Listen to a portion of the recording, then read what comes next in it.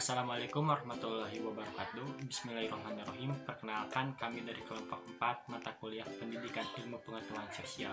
Di sini kami akan membahas tentang bab yang berjudul Teaching Social Study Skill. Di sini saya sendiri Muhammad Rizal Setia dengan NIM 1905053. Sebagai seorang warga negara, tentunya perlu memahami dan menguasai sebuah fakta, konsep, dan generalisasi. Warga negara sering menggunakan pengetahuan dan keterampilannya dalam membantu membuat sebuah keputusan dalam masalah-masalah sosial. Keterampilan merupakan komponen penting dalam program studi sosial. Maka dari itu, di sini kelompok kami akan memaparkan tentang keterampilan dalam pengambilan keputusan. Yang pertama ada mengajar keterampilan berpikir. Menurut salah satu tokoh yaitu Bayer, yang mengidentifikasi bahwa berpikir sebagai proses pencarian makna.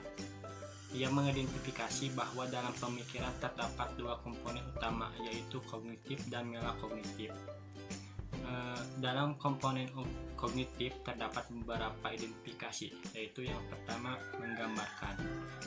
Di sini siswa dapat belajar melakukan pengamatan untuk menulis deskripsi yang akurat. Untuk meningkatkan kemampuan mengamati dan mendeskripsikan, siswa harus diberikan kesempatan dalam proses tersebut dengan memperhatikan berbagai situasi. Yang kedua yaitu membuat kesimpulan. Di sini siswa harus diberikan praktik dalam pengambilan kesimpulan dari apa yang mereka amati. Jadi setelah melakukan pengamatan dan mendeskripsikan, siswa dapat mengambil suatu kesimpulan dari apa yang mereka amati. Yang ketiga yaitu menganalisis informasi. Dalam hal ini proses menganalisis dapat dilakukan menggunakan bahan bacaan visual ataupun audio visual untuk membantu siswa meningkatkan kemampuan menganalisis informasi. Yang selanjutnya yaitu adalah konseptualisasi. Kemampuan membuat suatu konsep merupakan hal yang penting. Menurut Hilda Taba, untuk mengembangkan kemampuan membuat konsep, mulailah dengan meminta siswa mengajukan berbagai pertanyaan dan memberikan tanggapan. Yang terakhir yaitu ada generalisasi. Dalam merumuskan generalisasi yang akurat, siswa harus mempelajari beberapa sampel yang berbeda, menentukan data dari yang berbeda, dan merumuskan pernyataan yang akurat untuk data yang berbeda. Sekian dari saya. Pemaparan selanjutnya akan disampaikan oleh rekan saya lainnya. Perkenalkan, nama saya Yolanda Elizabeth Regunita Tambunan dengan NIM 1900930. Saya di sini akan menjelaskan dan memaparkan tentang pengajaran peta dan keterampilan global. Memperkenalkan peta. Peta adalah gambar sebagian atau seluruh permukaan bumi. Sebagai tenaga pendidik, kita harus memperkenalkan peta ini kepada siswa dengan lebih kreatif. Kita bisa meminta siswa untuk menggambarkan peta yang ada di rumahnya maupun di lingkungan sekitarnya. Selanjutnya, memperkenalkan bola dunia. Penting bagi siswa untuk mengetahui dan memahami perihal bola dunia terlebih dahulu dibandingkan dengan peta, karena peta sangat memperhatikan bentuk tanah, air, dan lain sebagainya secara spesifik. Guru juga harus menjelaskan kepada siswa bahwa bola dunia adalah model bumi dalam ukuran yang kecil. Selain itu, guru juga harus menjelaskan kepada siswa tentang arah kardinal, garis lintang dan garis bujur, bentuk tanah dan juga air, serta menafsirkan peta dan juga bola dunia dan lain sebagainya. Selanjutnya saya akan memaparkan materi tentang pengajaran waktu dan kronologi. Konsep waktu ini adalah konsep relasional. Terkadang konsep relasional ini sulit dipahami oleh siswa karena konsep relasional ini merupakan hubungan khusus antara karakteristik yang membedakannya. Guru dapat membantu siswa untuk menguasai konsep waktu dan kronologi dengan memberikan contoh kasus yang nyata. Sekian presentasi dari saya, selanjutnya akan dilanjutkan oleh teman saya. Terima kasih. Saya Emma Suryanti dengan NIM 1901693 akan menjelaskan materi tentang mengembangkan keterampilan kelompok. Yang pertama, sifat dan pentingnya kelompok. Kelompok adalah sekumpulan individu yang memiliki tujuan, rasa identitas, dan hubungannya relatif jangka panjang. Kelompok agama membantu individu untuk memenuhi kebutuhan spiritual dan moral, sedangkan kelompok lainnya membantu individu untuk memenuhi kebutuhan rasa persahabatan dan status. Yang kedua yaitu kebutuhan untuk mengembangkan keterampilan kelompok. Setiap individu harus memiliki kemampuan untuk kompetensi dalam masyarakat yang demokratis. Siswa harus dibantu untuk memenuhi kebutuhan keterampilan kelompok. Studi sosial bertanggung jawab untuk membantu siswa dalam memenuhi kemampuan keterampilan kelompok. Studi sosial juga memiliki tujuan utama, yaitu untuk membantu siswa menjadi warga yang efektif dalam masyarakat yang demokratis. Yang ketiga, sifat keterampilan kelompok. Guru harus mengetahui sifat yang dimiliki siswa dalam keterampilan kelompok untuk kemahiran siswa itu sendiri, di mana guru harus memberikan materi dan tugas yang tidak membebankan atau yang sesuai dengan kemampuan yang dimiliki oleh siswa, di mana kerja kelompok di kelas merupakan hal yang efektif untuk membantu siswa dalam menyelesaikan tugas individu maupun tugas kelompok. Yang keempat yaitu peningkatan keterampilan kelompok. Siswa harus memiliki kemampuan untuk meningkatkan keterampilan kelompok agar menjadi anggota yang baik dan pemimpin yang bertanggung jawab. Salah satu tanggung jawab guru yaitu untuk mengamati siswa dengan seksama dalam situasi kelompok dan mengembangkan keterampilan siswa. Yang terakhir yaitu kegiatan dan proyek kelompok. Guru dapat memberikan pengalaman kepada siswa dalam situasi kelompok. Guru juga dapat membantu siswa dalam meningkatkan keterampilan mereka melalui diskusi kelompok. Sekian yang dapat saya sampaikan, selanjutnya akan dilanjutkan oleh rekan saya. Terima kasih. Halo teman-teman, perkenalkan nama aku Anissa Fadila dengan NIM 1900339, salah satu perwakilan dari kelompok 4 Chapter Report Pendidikan Ilmu Pengetahuan Sosial kelas PKN 2019B.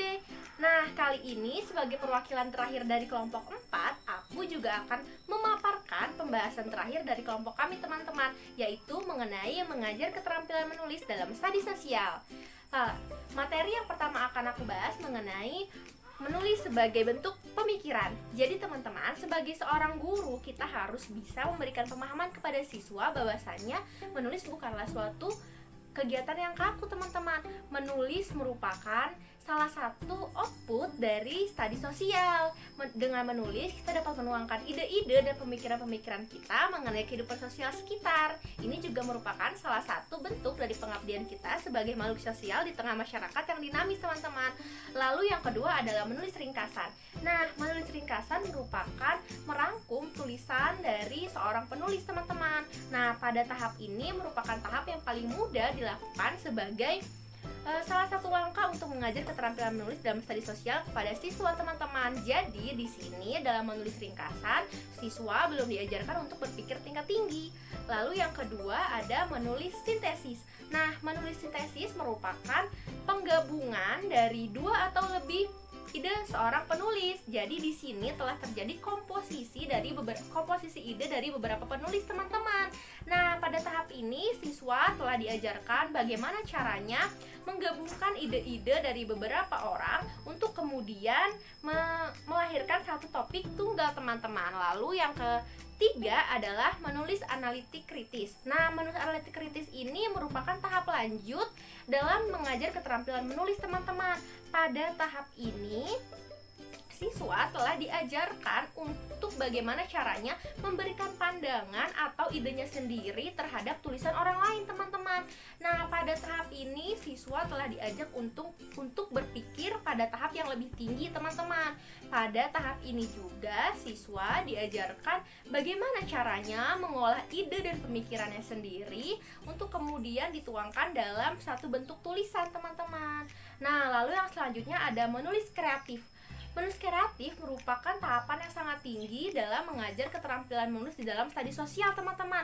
Pada menulis kreatif, siswa telah diajak untuk mengidentifikasi atau menganalisis suatu permasalahan untuk kemudian dituangkan di dalam bentuk tulisan. Jadi di sini siswa telah diajarkan bagaimana caranya mengolah ide dan pandangannya sendiri untuk kemudian dituangkan ke dalam bentuk tulisan, teman-teman. Nah, menulis kreatif ini merupakan tahap yang paling tinggi yang kemudian dapat membuat siswa lebih terampil lagi dalam menulis. Lalu yang terakhir adalah mengajar penulisan kreatif memberikan tugas penulisan kreatif kepada siswa. Nah, jadi selanjutnya sebagai seorang guru kita harus memberikan tugas sebagai salah satu bentuk atau sarana kita melihat sejauh mana keterampilan dari para siswa dalam menulis kreatif, teman-teman. Pada tahap ini guru harus bisa membimbing siswanya dalam menulis kreatif ide-idenya sendiri. Nah, teman-teman, dengan berakhirnya pemaparan yang saya sampaikan, itu artinya berakhir pula pembahasan dari kelompok 4. Maka dari itu, saya sebagai perwakilan dari teman-teman saya yang lain memohon maaf apabila dalam menyampaikan materi kali ini ada kesalahan baik dari ucapan maupun tindakan. Nah, teman-teman, semoga kita dapat bertemu di lain kesempatan. Stay safe, stay healthy, stay at home. Semoga sehat selalu. Terima kasih. Wassalamualaikum warahmatullahi wabarakatuh. Mengolah ide dan pandangannya sendiri untuk kemudian dituangkan ke dalam bentuk tulisan, teman-teman. Nah, menulis kreatif ini merupakan tahap yang paling tinggi yang kemudian dapat membuat siswa lebih terampil lagi dalam menulis. Lalu yang terakhir adalah mengajar penulisan kreatif memberikan tugas penulisan kreatif kepada siswa. Nah, jadi selanjutnya sebagai seorang guru kita harus memberikan tugas sebagai salah satu bentuk atau sarana kita melihat sejauh mana keterampilan dari para siswa dalam menulis kreatif, teman-teman. Pada tahap ini guru harus bisa membimbing siswanya dalam menulis kreatif ide-idenya sendiri. Nah, teman-teman, dengan berakhirnya pemaparan yang saya sampaikan, itu artinya berakhir pula pembahasan dari kelompok 4. Maka dari itu, saya sebagai perwakilan dari teman-teman saya yang lain memohon maaf apabila dalam menyampaikan materi kali ini ada kesalahan baik dari ucapan maupun tindakan. Nah, teman-teman, semoga kita dapat bertemu di lain kesempatan. Stay safe, stay healthy, stay at home. Semoga sehat selalu. Terima kasih. Wassalamualaikum warahmatullahi wabarakatuh.